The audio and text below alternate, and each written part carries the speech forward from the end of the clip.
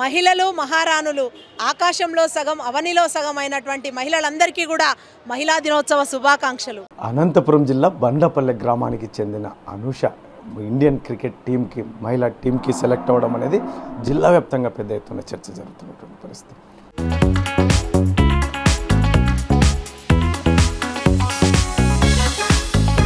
ముఖ్యంగా ఇప్పటికే కూడా ఇండియా తరఫున కూడా మ్యాచ్లు కూడా ఆడినటువంటి పరిస్థితి. ఆమె సొంత ఇంటిలో ఉన్న సాధారణమైన రైతు కుటుంబంలో జన్మించిన అనూష తన స్వశక్తితో ఏదైతే ఉందో తను కష్టపడి ఇక్కడ ఏదైతే ఉందో అనంతపురం జిల్లాలో ఉన్నటువంటి ఆర్డిటి సంస్థ చేయూతతో అందులో ముఖ్యంగా ఇక్కడ బండ్లపల్లి గ్రామంలో చదివే సమయంలో ఇక్కడ ప్రోత్సాహం ఇచ్చినటువంటి పీఈటీ దగ్గర నుంచి అలాగే ఈరోజు ఇండియన్ మహిళా టీంకి సెలెక్ట్ అవ్వడం అనేది జిల్లా వ్యాప్తంగా పెద్ద ఎత్తున చర్చ జరుగుతున్నటువంటి పరిస్థితి. ఇటువంటి పరిస్థితుల్లోనే ఈ అమ్మాయి అనూష కూడా ఖచ్చితంగా పట్టుదలతో ఆమె ప్రాక్టీస్ చేయడం కానీ అందులో ముఖ్యంగా ఈ మధ్యకాలంలోనే ఆమె స్పోర్ట్స్ కోటాలో కూడా జాబ్ రావడం ఇటువంటి పరిస్థితి అనేది చాలా ఈ గ్రామ ప్రజలే కాకుండా జిల్లా వ్యాప్తంగా కూడా చాలా గొప్పగా చెప్పుకునేటువంటి పరిస్థితి. ఇటువంటి పరిస్థితుల్లోనే అనూష ఈ మధ్యకాలంలో ఒక 2-3 మ్యాచ్లు ఆడినటువంటి నేపథ్యం ఇక రానున్న కాలంలో కూడా ఖచ్చితంగా ఇండియన్ టీంకి కంటిన్యూస్గా నేను ఆడతాను అని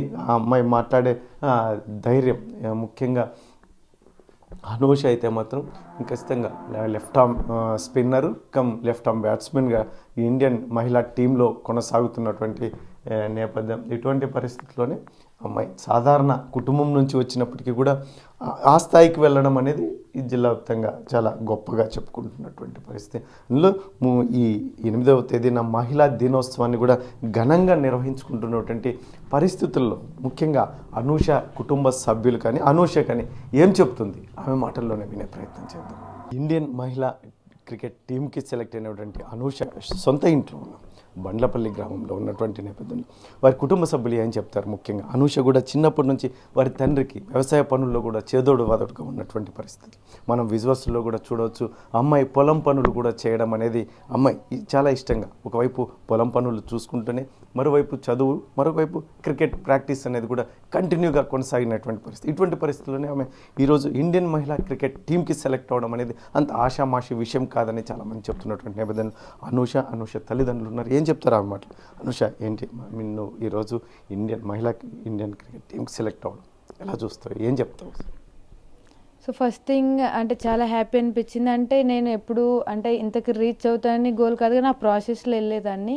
so hard work never fails అనేది నేను బ్లైండ్గా ట్రస్ట్ చేస్తాను. ఎందుకంటే నేను చాలా పూర్ బ్యాక్గ్రౌండ్ నుంచి ఆ టైంలో నేను కూలి పనులకి వెళ్తూ ఇంట్లో అన్నీ చూసుకుంటూ స్టడీస్ మేనేజ్ చేస్తూ స్పోర్ట్స్కి డైలీ ట్రైనింగ్కి అంతా వెళ్తూ నేను అక్కడి నుంచి మేనేజ్ చేస్తూ వచ్చి అంటే నేను ఆ టైంలో నేను ఇంత హయ్యర్ ఎదుగుతానని కూడా కళ్ళ కూడా అనుకోలేదు. సో ఆ థింగ్ ఏమంటే ద హార్డ్ వర్క్ అనేది నాకు చాలా హెల్ప్ చేసింది. ఒక విషయం, నువ్వు గ్రామంలో ఉంటావు, నువ్వు చదువుకోవాలన్నా బయటకు వెళ్ళాలి, ప్రాక్టీస్కి వెళ్ళినా బయటకు వెళ్ళాలి, అందులో అమ్మాయి ఇటువంటి పరిస్థితులను ఎదుర్కొన్నావు. ఇవన్నిటినీ మీరు ఫేస్ చేసి ఈరోజు ఇండియన్ టీంకి మహిళా టీంకి సెలెక్ట్ అవ్వడం గ్రామ ప్రజలు కావచ్చు జిల్లా వ్యాప్తంగా ఎలా ఉంది అసలు? అంటే ఆ టైంలో ఈవెన్ ఇంటి చుట్టుపక్కల ఉన్న వాళ్ళు కూడా అమ్మాయిని అట్లా బయట పంపిస్తున్నారు, ఎందుకు అమ్మాయిని అలా బయట పంపించకూడదు ఇలా చాలామంది చెప్పేవాళ్ళు. కానీ మా అమ్మ నాన్న అంటే ఇంట్లో వాళ్ళు ఎప్పుడు నన్ను వెనుకడికి వేయనివ్వలేదు, ఎప్పుడు ప్రోత్సహించేవాళ్ళు. సో నాకు ఎప్పుడు ఈవెన్ ఇంట్లో డబ్బులు లేకపోయినా మా నాన్న బయట అప్పు చేసి మరీ తీసుకొచ్చి ఇచ్చేవాడు. మాకు డబ్బులు లేదు అనే ఆ కొరత ఎప్పుడు చూపించలేదు.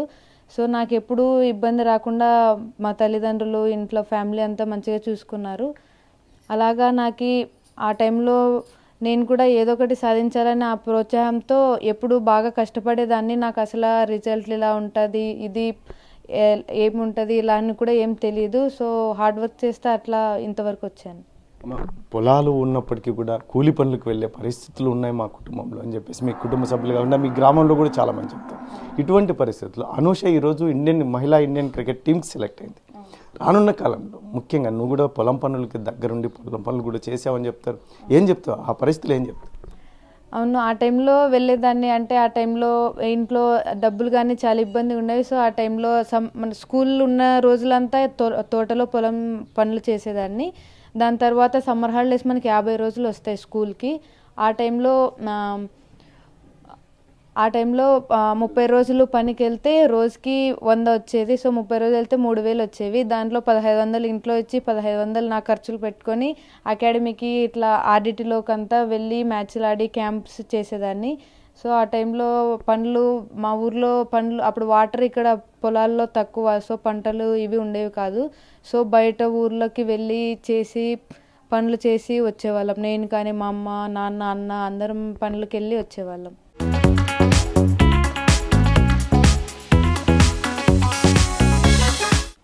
సపోర్ట్ ఎలా ఉండేది అమ్మ కానీ నాన్న కానీ? ఎందుకంటే ఒక అమ్మాయి బయటికి వెళ్ళి చదువుకోవడానికి పంపించాలంటేనే భయపడే పరిస్థితులు ఇటువంటి పరిస్థితులు ఒక క్రికెటర్గా ఎదగాలి అంటే వారి సపోర్ట్ ఎలా ఉండేది?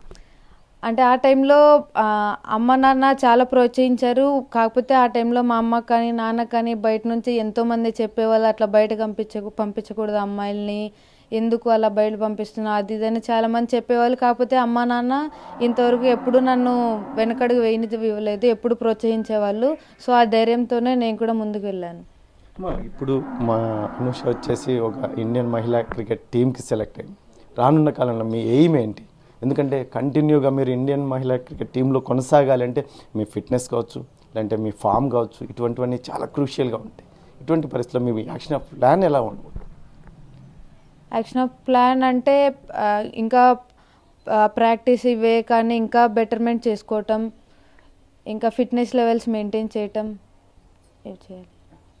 అంటే మీకు సపోర్ట్ ఏమైనా బయట నుంచి ఏమైనా సపోర్టర్స్ కూడా మీకు హెల్ప్ చేసినటువంటి నేపథ్యం? ఎందుకంటే చిన్నప్పుడు మీకు ఒక పీఈటీ ప్రోద్బలంతోనే నేను ఈ వైపుగా ఏదైతే ఉందో గేమ్స్ స్పోర్ట్స్ అనేది ఇంట్రెస్ట్ అని చెప్తారు. ఏం చెప్తారు?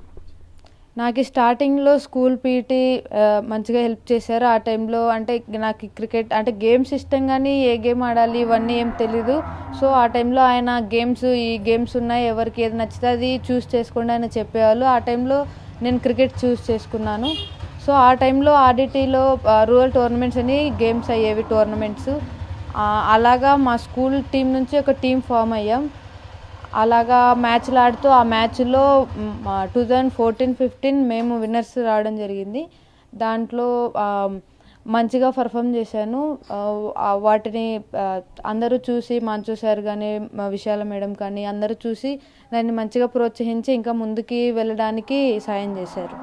ఫైనల్గా చెప్పండి, మహిళా టీం క్రికెట్ టీం తరఫున మీరు ఎన్ని మ్యాచ్లు ఆడారు, ఎవరెవరితో ఆడారు? అందులో అక్కడ డ్రెస్సింగ్ రూమ్లో పరిస్థితులు ఎలా ఉంటాయి? ఎస్పెషల్లీ అనూష అంటే ఒక కుగ్రామం నుంచి వచ్చింది. అనూషని ఎలా ట్రీట్ చేస్తారు? అనూషని ఏ రకంగా చూస్తారు అసలు? ఫస్ట్ థింగ్ అంటే ప్రతి ఒక్కరు అనుకుంటారు అంటే జూనియారిటీ సీనియారిటీ ఉంటుందని. కాకపోతే అక్కడికి వెళ్ళాక అలా ఏం లేదు. ప్రతి ఒక్కరు ఈక్వల్, ప్రతి ప్లేయర్ ఈక్వల్ అన్నట్టే చూశారు. అంటే చాలా సంతోషంగా హ్యాపీగా ఉండేది ఎప్పుడు డ్రెస్సింగ్ రూమ్. సో ఇంకా మ్యాచెస్ నేను ఇంగ్లాండ్తో ఆడాను, బంగ్లాదేశ్తో ఆడాను, చైనా, శ్రీలంక వీటితో ఆడాము. అన్న చెప్పండి, ఏం చెప్తారు? మీ కూతురు ఇంత పెద్ద సక్సెస్ అవ్వడం ఎలా చూస్తారు? మేము కూలి పని పోతా అంటే అంత తిడతా అంటే ఏం పని అది ఇదని మేకలకాడి పోతా అంటే కూలి పనికి పోయింది, వేరే పనికి వేరే ఊరికి. మేకలకాడ పోతా ఏందో గొడ్డ పేరు చుట్టుకొని ఆడుకుంటూ తిడతా అంటారు వాళ్ళందరూ, ఎప్పుడు బాలాట అని. అయినా ఆడుతాండే ఇంకా అట్లా తరపున ఐవారి తరపున మేము ఆర్డీడీకి పోయినాము. ఆర్డీడీ తరపున మళ్ళీ వాళ్ళు గెలిచినారు, ఆ పొద్దు తాలకొచ్చి మెరవం చేసినారు. ఇంకా అటింటూ వాళ్ళే ఆర్డీడీ సహాయం మేము పోయినాం. మాకేం రాజకీయం బలం లేదు, ఇంకో సపోర్ట్ లేదు, ఇంకోటి ఏం లేదు. అంటే అనూష కష్టాలను ఎదుర్కొని కూడా మీతో పాటు పొలం పనులు చేస్తూ ఒకవైపు మరోవైపు ప్రాక్టీస్, చదువు ఇవన్నీ కూడా కంటిన్యూ చేస్తున్నటువంటి నేపథ్యంలో మీరు ఒక తండ్రిగా, ఎందుకంటే గ్రామంలో చాలామంది చెప్తూ ఉంటారు అమ్మాయిని బయటికి పంపాలి, చదువులకు పంపాలంటేనే భయపడే పరిస్థితులు. దాని గురించి ఏం చెప్తారన్న? అమ్మాయి ఎందుకంటే చాలా కష్టపడి క్రికెటే కాకుండా చదువులోనూ ముందుంది, ఉద్యోగం తెచ్చుకుంది, ఈరోజు క్రికెట్ ఇండియన్ టీంకి సెలెక్ట్ అయింది. దీన్ని ఎలా ఏం చెప్తారు? బాబు అన్న కొల్లకు అన్నాడు అనేకేమో, కానీ మేము ఏమన్నా కానీ దేవుడు ఉన్నాడు అనుకున్నాము. ఆ తరఫున అట్లే పంపించినాము. ఇప్పటికైతేనేమో బాగుంది, ఊరంతా ఏమో ఇప్పుడేమో మర్చుకుంటున్నారు. అక్కడ దేశం అంతా పేరేం వచ్చింది. ఆడికి పోయినా అనూస్ అంటే పేరే ఉంది, మాకు కానీ గౌరవం ఉంది. ఇప్పుడు ఆడికని పోయినా ఇంతకుముందు అయితే లేదు, ఇప్పుడు ఆ పాప ముందరికి పోయింది కాబట్టి మాకు కానీ ఆడికని పోయినా కానీ గౌరవం ఉంది. అనూస్ వాళ్ళ నాయన అంటేనే గౌరవం ఉంది, కూతురు వాళ్ళని ఇప్పుడైతేనేమో. ఏం చెప్తారమ్మా మీ కూతురు ఎంత సక్సెస్ అవ్వడం చూస్తే? ఎందుకంటే చాలామంది అసలు ఈ క్రికెట్లో ఇంత పెద్ద ఎత్తున ఆడాలి అంటే చాలా కష్టపడాల్సి ఉంటుంది, మీ కూతురు కూడా చాలా కష్టపడిందని చెప్తారు. ఏం చెప్తారు మీరు తల్లిగా? సంతోషంగా ఉంది సార్. 7 వరకు చదువుకుంటాండే, ఇట్టుంటే అందరం పోయింది అకాడమీలో. ఎన్నుంటే ఆడ చదివి ఆడుకుంటే సర్టి సెలెక్ట్ అయితే పోయింది. ఇప్పుడు బాగా ఆటిపోయినా సెలెక్ట్ అయింది సార్. బాగా మాకేం సంతోషంగా ఉంది. ఏం చెప్తారండి మీ చెల్లెలు, ఎందుకంటే ఇంత పెద్ద ఎత్తున సక్సెస్ అయిన నేపథ్యం? ఏం సార్, మేము స్టార్టింగ్లో చాలా ఇబ్బందులు పడ్డాం సార్. నేను ఇంతకుముందు మేకలు కాసేవాడిని, వ్యవసాయం చేసేవాడిని. చేసి నేను మళ్ళీ ఫ్రిడ్జ్ మెకానిక్గా వెళ్ళాను.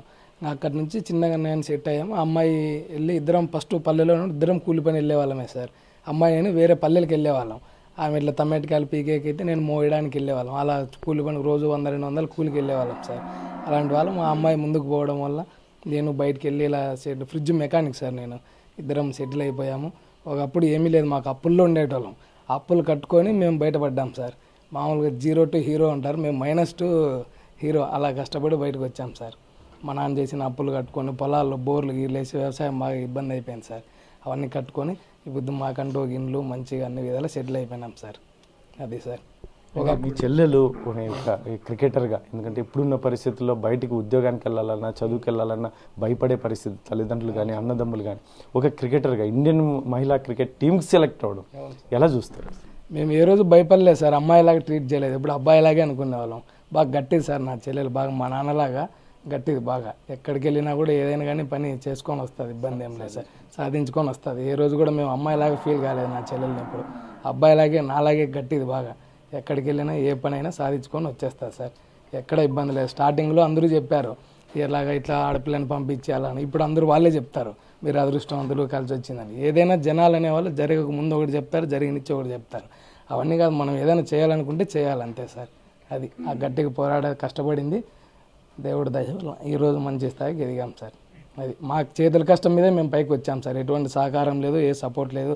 ఎవరికి డబ్బు ఇచ్చి మీరు చేసుకోండి అని వాళ్ళు లేరు. ఈ సలహా చెప్పి మా అమ్మ మా నాన్న వ్యవసాయం చేసుకుంటారు అంతే, మాకు సలహా ఇచ్చి అంత తెలియదు పాపం. వాళ్ళు వ్యవసాయం వరకు చేసుకోగలరు, ఏదైనా కానీ తెచ్చి పెడతారు. మాకు ఏదైనా లేదన్నా కూడా వాళ్ళు ఏదైనా తీసుకొచ్చి అప్పు చేసి కానీ తీసుకొచ్చి పెట్టేటోళ్ళు. సలహా ఇచ్చి అంత ఇది లేదు మా అమ్మ మా నాన్న. కానీ మేము మా అన్న చెల్లెలు కష్టపడి మా స్వతహాగా ఇద్దరం మా చేతుల కష్టం మీదే పైకి వచ్చాం సార్. దీంట్లో ఎవరు ఇది లేదు. మంచిగా ఫస్ట్ అమ్మాయికి ఆర్డిటీ సహాయం చేసింది సార్. అక్కడి నుంచి ఇంకా ఏసీ ఇప్పుడు బీసీసీ వాళ్ళు అట్లా సహకారంతో వెళ్ళిపోయింది సార్. అది ఫస్ట్ ఆర్డిటీనే బాగా సార్, వాళ్ళకి మాన్సో ఫేరర్ సార్, వాళ్ళకే మంచి ఇది సార్. వాళ్ళు అప్పటికే సంవత్సరానికి 48,000 డబ్బులు ఇచ్చేవాళ్ళు అమ్మాయి ఖర్చులకు అని చెప్పేసి, కొద్దిగా ఒక లెవెల్ ఆడినిచ్చి. అట్లా మా అమ్మాయి ఇంకా అప్పుడు పనులకు వెళ్ళకుండా ఇంకా ప్రాక్టీస్ చేసుకుంటూ అలా సక్సెస్ అయిపోయింది సార్. అంతే సార్. అమ్మా ఏం చెప్తారు? మా మీతో పాటు కూలి పనులకు కూడా అనుష వచ్చేదని చెప్తారు, అది నిజమేనా? సార్ తోటలో పని చేసుకుంటాండి సార్. అటుంటే మా తోట పని లేనప్పుడు సార్ కూలి పనికి కానీ పోయినాం అనుష నేను. చదువుకుంటే సార్ కూలి పనికి పోతా అంటే చదువులేని బడిలేని అవ్వదు, కూలి పనికి వస్తాడు సాయానికి తొలపోతా అంటే బాధ అనిపిస్తే సార్. ఆవిడ సంసారం లేదు కాబట్టి సహా ఆవిడకి తలబని తప్పలేంగా. ఆవిడకి మేము చాలా బరువులు ఉంటాం సార్, కష్టాల్లో ఉంటాం ఆవిడకి. అందువల్ల బడిలేని అవ్వ తలపోతాండి సార్. నేను ఇద్దరిని పిల్లలు కానీ తలవినా అంటే అనుష నేను రాను కూలి పనికి అని చెప్పేసి ఎప్పుడైనా ఆయమ్మ రానన్నే కానీ సార్ రావాలమ్మా అది వారిన వద్దు బడి లేదు కదా అని తొలవతండి సార్. మే రానంటాడు బాబు, అయినా తొలవతండి నేను. కష్టపడింది ఏమో బడిలే నవ్వుతున్నాడు, ఇంటికాడనే చంపుతావు నన్ను అన్నే కానీ రామ్మ నాడే బడి లేదు లేని తొలవతండి. ఏమో రానన్నే కానీ బలవంతంగా. ఏం చెప్తారు మా మీరు ఇంటికి వచ్చారు అనుష గురించి ఏం చెప్తారు? I feel very lucky to be in the family. Anusha చాలా కష్టపడింది, ఈ మధ్య తెలుసుకున్నాను. తను చాలా hard worker. I'm so lucky to be his family, very glad. అంటే నెక్స్ట్ అనుష ఇప్పుడు ఇండియన్ క్రికెట్ టీంలో ఆడుతుంది. రానున్న కాలంలో ఏ స్థాయికి వెళ్ళాలనుకుంటున్నారు? ముఖ్యంగా కంటిన్యూగా ఇండియన్ మహిళా టీంలోనే కంటిన్యూ అవ్వాలని కోరుకుంటున్నారు. ఎస్, తను కంటిన్యూ అవ్వాలని హైయర్ స్టాండర్డ్ వెళ్ళాలని కోరుకుంటున్నాను. Thank you. ఇది అనూష కుటుంబ పరిస్థితి. ముఖ్యంగా అనూష గురించి చెప్తూ ఉంటే వారు కళ్ళు చెమర్చకమానవు. ముఖ్యంగా ఇటువంటి పరిస్థితుల్లో కూడా ఆమె కూలి పనులకు వెళ్తున్నటువంటి నేపథ్యం ముఖ్యంగా మా కుటుంబానికి జరగని పరిస్థితుల్లో కూడా మేము చాలా కష్టపడ్డాం. కూలి పనులకు వెళ్ళి ఈ మధ్య కాలంలోనే మేము ఎంతో కొంచెం ఎదిగినటువంటి పరిస్థితి. ముఖ్యంగా అనూష కూడా క్రికెట్లో రాణించడం అనేది మాకు కొన్ని రోజుల తర్వాత ఆర్డిటీ సంస్థ సపోర్ట్గా నిలిచింది. ఆ తర్వాత అనూష అయితే మాత్రం సొంత కాళ్ళ మీద తను ఏదైతే అనుకున్నది సాధించి మహిళా మహిళా ఇండియన్ క్రికెట్ టీంలో సెలెక్ట్ అవ్వడం అనేది అంత ఆషామాషి విషయం కాదు.